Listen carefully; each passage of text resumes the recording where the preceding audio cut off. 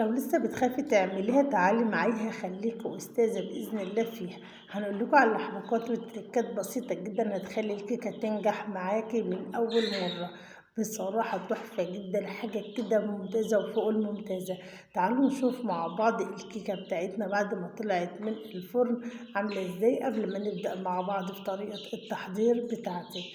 طريقتي بسيطة وسهلة واقتصادية، كيكة يومية سريعة وسهلة وكمان تحفة جدا والكل بيحبها ما شاء الله. ممتازة جدا، من نص كيلو دقيق هملأ البيت وهنأكل الشارع والعيلة كلها كيكة بطريقة بسيطة جدا، مش هتاخد معايا أكتر من 5 دقايق في الخلاط.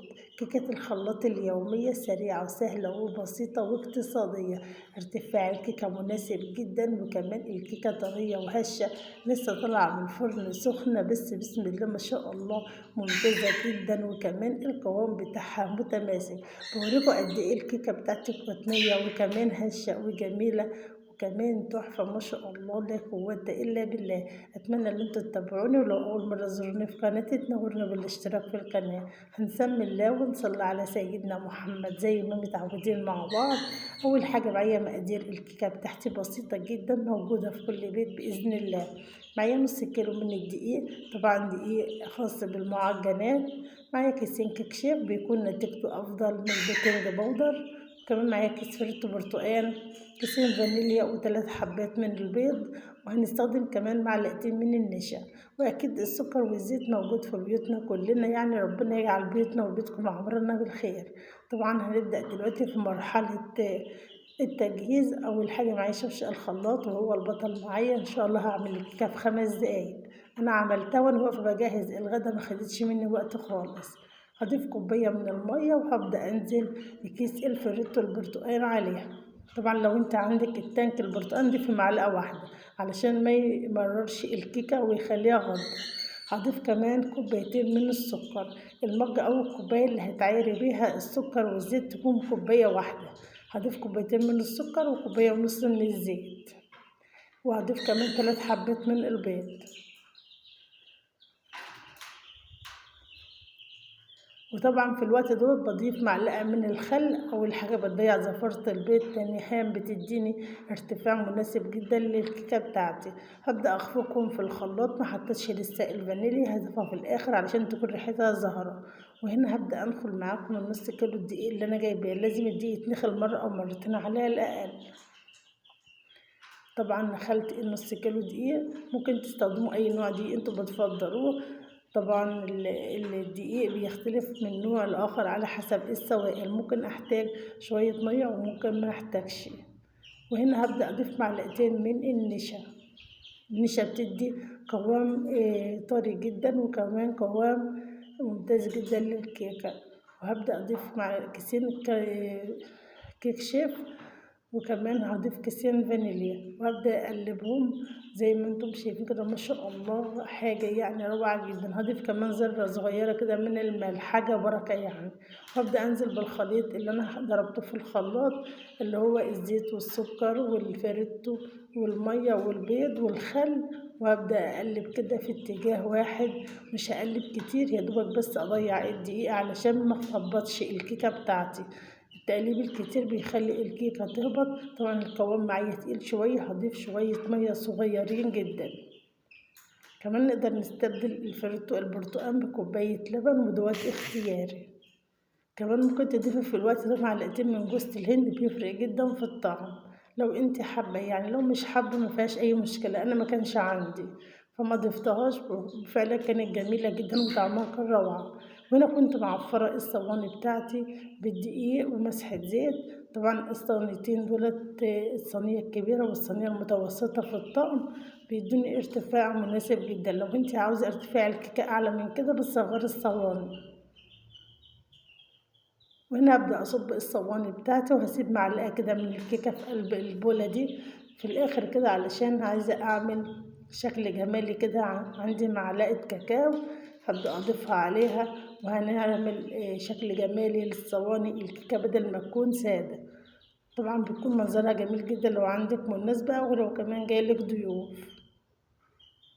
وهنا هبدأ أنخل معلقة الكاكاو، لازم تتنخل لأن ساعات الكاكاو بيكون فيه أعشاب أو أتربة، بنستفاد أي حاجة يعني علشان ما تخليش كده الكيكة بتقرقش معايا. وهنا هبدأ أضيف شوية مية وبقلب معلقة الكيكة ديت اللي أنا سبتها العجينة لحد ما يكون القوام معايا مناسب. طبعا أنا بقلب لحد ما تديني القوام المظبوط علشان تنزل معايا بكل سهولة على وش الصواني، ودوت القوام المظبوط كده، قوام كريمي وجميل جدا. هبدأ أجيب كيس من بتاع التلاجة ومعايا الكوباية العادية بتاعة الشاي، هبدأ أحط الكيس فيها علشان أقدر أصب الخليط دوت بكل سهولة. وهنا كده هبدأ على طول أخرم الكيس كده أو أقطعه، وهبدأ على طول إن أشكل وش الصينية. ما شاء الله جميلة جدا، بتنزل معايا كمان بكل سهولة، تدي منظر جميل كده كأنها قطعة جاتوه. فعلا ما خدتش مني وقت وانا واقفة بعمل الغدا، عملت احلى كيكة يومية سريعة وبسيطة وطعمها تحفة جدا ومنظرها روعة زي ما انتوا شفتوا معايا باول الفيديو. طبعا الحاجة اللي ممكن تخلي الكيكة تهبط معانا الفرن، تخش على فرن بارد او انك تقلبي فيها كتير. طبعا انا مولعة الفرن قبل ما بشتغل في الكيكة خالص، يعني قبل ما ابدا ان انا اضرب حتى في الخليط السائل كنت مولعه الفرن، وابدا كده بالسكينه اديها منظر جمالي كده، هتبقى منظرها تحفه جدا زي ما انتم شايفين. هظبط الفرن على 180 وهدخلها، هتقعد معايا حوالي تلت ساعه. ما بفتحش الفرن اول 15 دقيقه، برفع الشبكة على أول درجة وبحط الصينيتين وما بفتحش الفرن خالص غير لما الكيكة تبدأ ريحتها تطلع معايا كده وتاخد لون من تحت. وهنا كانت الكيكة تحت طلعت ما شاء الله طرية جدا، كانت لسه سخنة طبعا مش قادرة أحط إيدي عليها، بس هقطعها وأوريها لكم لأن لو سبتها مش هلحق أصورها. أتمنى الفيديو يعجبكم، ولو عجبكم الفيديو حطوا لايك كتير للفيديو واشتركوا للقناة، كمان شيروه مع أصدقائكم علشان الكل يستفاد. قطعة الكيكة جميلة جدا أكنها قطعة جاتو، شكلها تحفة ومنظرها شيك جدا. كمان لو جايلك ضيوف وعاوزة ان انت تعملي حاجة سريعة مش هتلاقي أسرع من كده.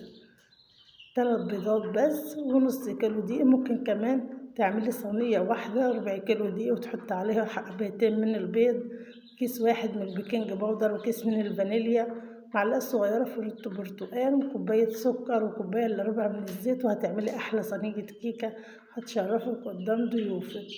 سهلة وبسيطة وكمان جميلة جدا، وكمان ولادك هيحبوها. فعلا ما بتاخدش ولا وقت ولا مجهود، من اسرع الكيكات اللي ممكن اعملها وانا بعمل حتى الاكل. لو انا قاعده كده وعاوزه اقوم اعمل لهم حاجه سريعه تبقى هي اسرع حاجه ممكن اعملها. الكيكه لسه مطلعه دخان معايا ما شاء الله، بقول لكم التسويه بتاعتها مظبوطه جدا، الكيكه طالعه من الفرن طريه، قوامها متماسك ما شاء الله، جميله جدا جدا، حاجه يعني كده ولا اروع من كده بصراحه، هي بتتكلم عن نفسها. ايه رأيكم بقى في الجمال والعظمة دي؟ مفيش تسلم ايدك يا ام أميرة. اتمنى ان انتوا تشيروا الفيديو ده علشان كله يستفاد. بصراحة هي كيكة تحفة جدا، سريعة وسهلة وبسيطة واقتصادية وعلى قد ايدينا كلنا.